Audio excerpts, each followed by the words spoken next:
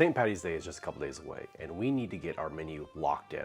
This is my take on an Irish classic, Guinness stew. Most recipes are going to call for beef. I'm going to switch up a little bit and use lamb. Lamb is going to give this dish a little more of that robust flavor that lamb has compared to beef. Let's start by seasoning up our lamb. We're going to start by hitting our lamb with a little bit of organic canola oil. Rub that in. This is bone-in lamb shoulder. Just gonna do a little bit of pepper. About 1/8 of a teaspoon on either side.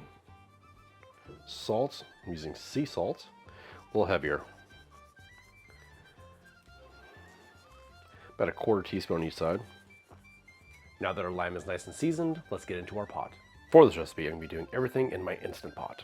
The Instant Pot lends itself perfectly to recipes like this, one-pot meals. Instant Pot's nice and hot.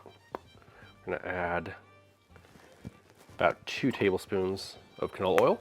Grab our lamb, get down in there. I have my Instant Pot set to the saute setting. Gonna go for about 3 to 4 minutes on each side. Let's give our lamb a flip. Ooh, beautiful color. Gonna let this go for 3 to 4 more minutes on this side before pulling it out and getting our vegetables in. Okay, now while our lamb is browning, we're gonna get the rest of our vegetables together. I have 6 small carrots. I'm just gonna cut it on a little bit of a bias, about an inch, inch and a half thick. I would have preferred jumbo carrots, but the store was out actually, and they only had these nice little organic ones. Next up, our celery. Again, we're gonna cut these about the same size, about an inch. Any dirty root ends, just toss them. There we go. That was about 4 large stalks. Now for our onions. Using 2 medium-sized yellow onions.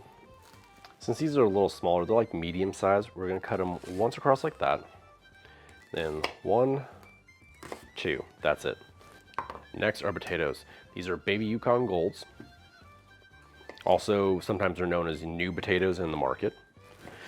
We're gonna quarter them, cut them in half and then quarter them. We've got 6 potatoes here. So this guy's a little bit bigger, so we're gonna go 1, 2. So they're all about the same size. Next up, garlic.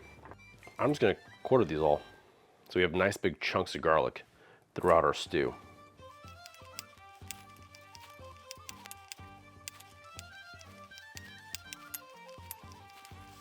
This was 12 decent sized cloves. Next up are mushrooms. These are just plain old button mushrooms, and I'm gonna leave the stems on them. I'm just gonna quarter all of them.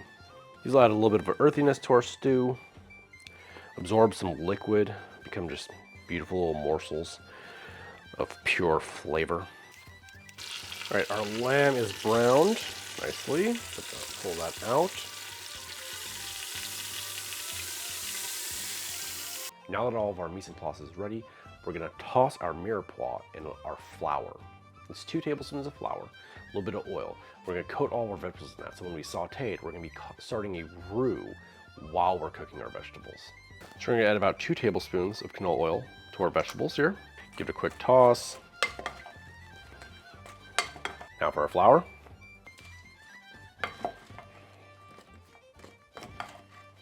We're gonna set our Instant Pot to 20 minutes on saute setting. Now let's add all of our mirepoix.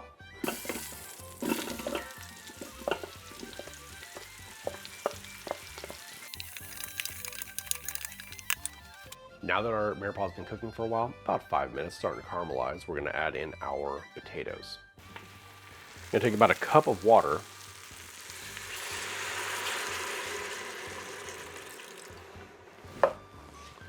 Just help lift up all of that flavor off the bottom. Now for our potatoes, we're putting the garlic in towards the end because we don't want it to burn. We just want it to braise slowly in all of our liquid. Now let's add all of our spices. 1 teaspoon of dark cocoa powder. Our cocoa powder. Don't dump it all in because it can clump. Rest of our spices. Give that a stir. 2 bay leaves. Let's dump in our mushrooms. And our lamb right on top. This is 1 pound of lamb shoulder. We're gonna add 10 ounces of Guinness to our stew, leaving us with 12 ounces to drink. Shucks. Gonna dump in our beer. And enough stock to cover our lamb. 3 cups. Give us a quick little stir on the bottom. Don't want to disrupt it too much. Just get up that last little bit of fond on the bottom. We're gonna add a little bit of salt, say 2 tablespoons. And we're gonna select meat stew and set it to 45 minutes. Lock on our top, let it go. So now we just wait. Cheers while we wait.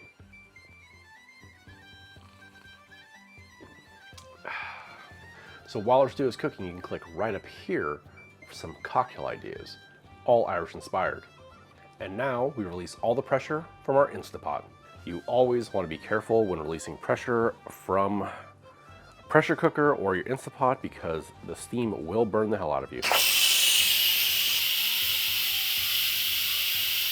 All of our pressure's out, so let's open it up.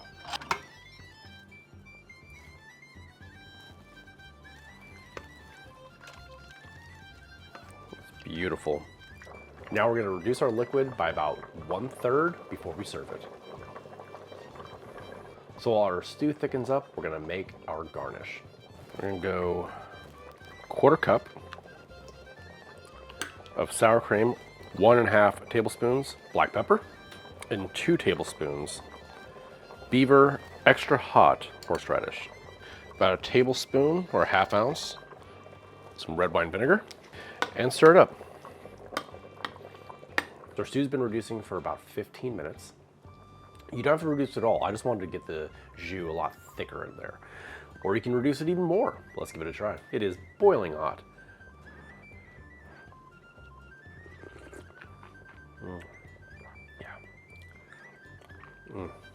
It needs a touch more salt, so I add another 2 tablespoons. Also take into account if you're using a store-bought broth or stock, make sure you get the salt-free ones. The ones that aren't low sodium or no salt at all, they have a lot of salt in them and can ruin your dish very quickly.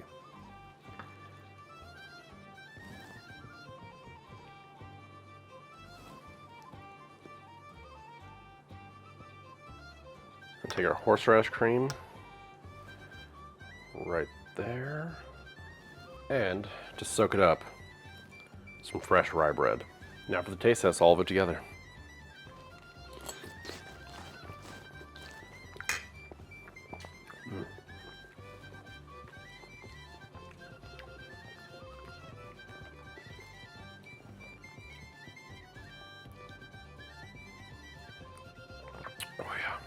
This is perfect for a cold March day.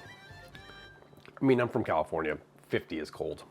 It's meaty, it's chocolatey. The Guinness gives it so much flavor. The sage really comes through. And then when you bite into one of those mushrooms, it's just a flavor bomb.